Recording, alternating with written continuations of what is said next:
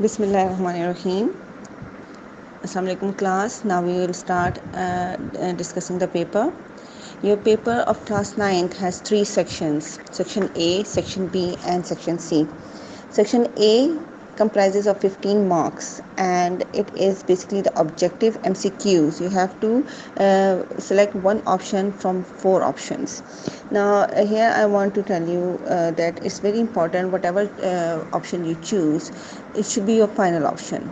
You can't do this, okay, you have chosen one option and then you have used a remover or a whitener on it and you shift to another option, because that will be considered as incorrect and you will not be given any sorts of marks in that.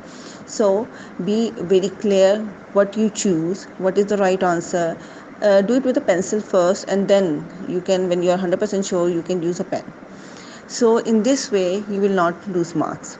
Now how what are we supposed to prepare for our section A?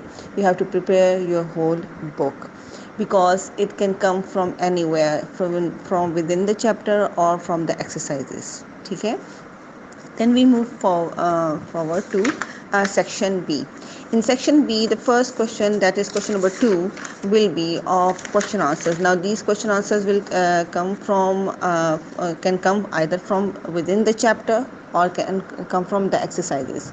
So you should learn the whole book properly. Even you should know each and everything what is happening in the lesson, because if a question comes within the lesson and you haven't read it, you cannot attempt it.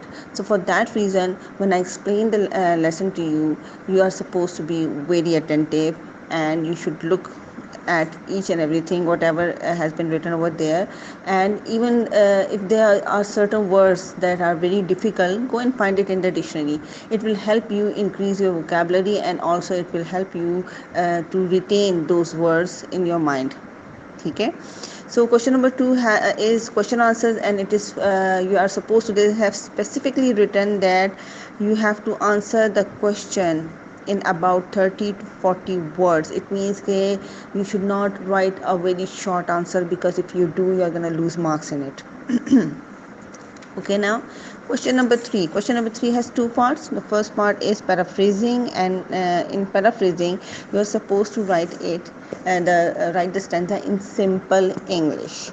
Now simple English means what? Nasr. Just like when you do nasr in your Urdu, in the same way you are supposed to write it in simple English, in simple English. Just you have done this, you have practiced these things in class 8 and in class 7, so it's not anything new for you. You're familiar with it, but still we are going to do it. Do not write such lines that in this stanza the poet says, because this is not part of paraphrasing, and if you do, you're going to lose marks in it.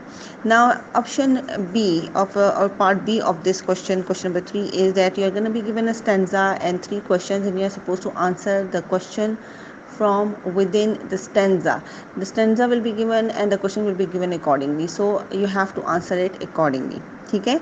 And here I want to tell you कि answer जो है वो एक दो लफ्ज़ों का नहीं होना चाहिए. For example, if a question comes, okay, who has written this poem, ठीक है, so you are not going to write just Wordsworth or T.S. Eliot.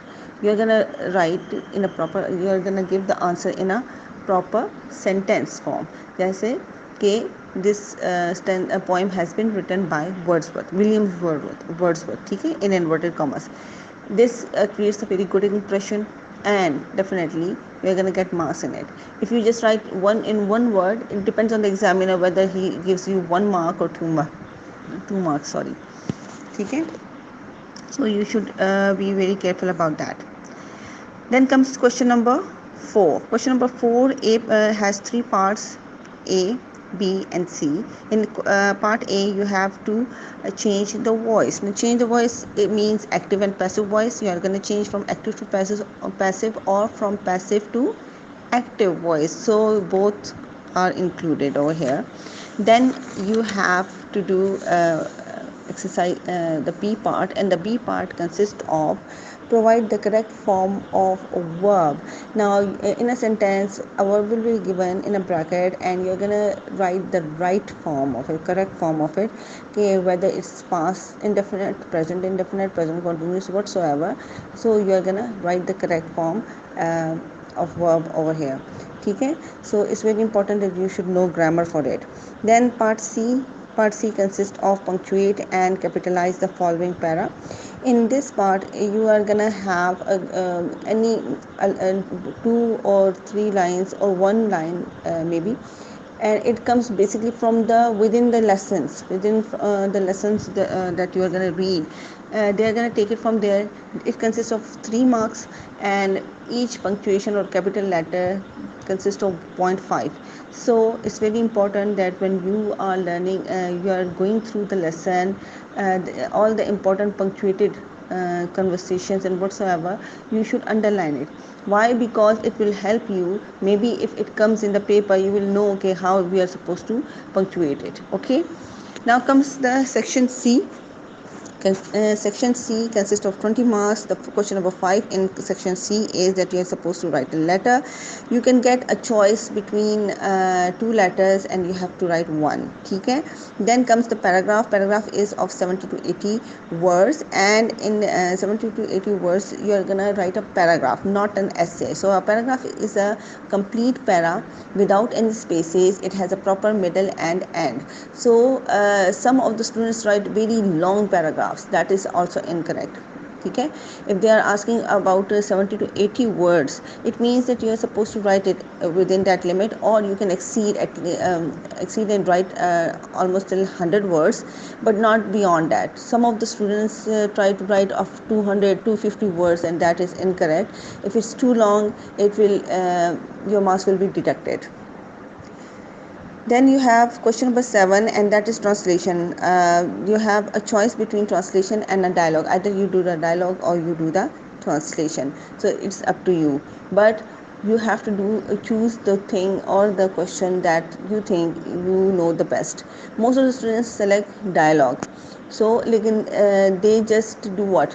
They give an introduction, they give a conclusion, and the main part, they don't focus on it. So such a dialogue does not will not give you marks. You're going to lose marks in it. Your dialogue should be proper. The main topic, whatever they are asking, should you are supposed to discuss that in 6 to 7 sentences, so that the examiner know, okay, you have knowledge, and you know you have done it very well. If you are just saying, okay, hello, hi, how are you, and okay, I am gonna tell you about the importance of time, and you say, okay, time is very important, okay, laugh is, so such dialogues will not give you any marks. So you have to prepare proper dialogues for it. Okay, this is the whole paper. I have discussed it with you. I hope you understand. Now we will work accordingly. All the grammar work, whatever you do in your book is very important. book के अंदर हर चीज़ बहुत important है. कोई कहीं से भी कुछ आ सकता है. So for that reason you should not avoid कि मैं ये चीज़ नहीं करूँ, मैं वो चीज़ नहीं करूँ. जो irrelevant है, जो कि I think कि इरेलीवेंट है, वो मैं आपको स्किप करा दूंगी, लेकिन बाकी चीज़ें आप लोगों ने करनी है. ठीक है, I hope you understand. Okay, अल्लाह हाफिज़.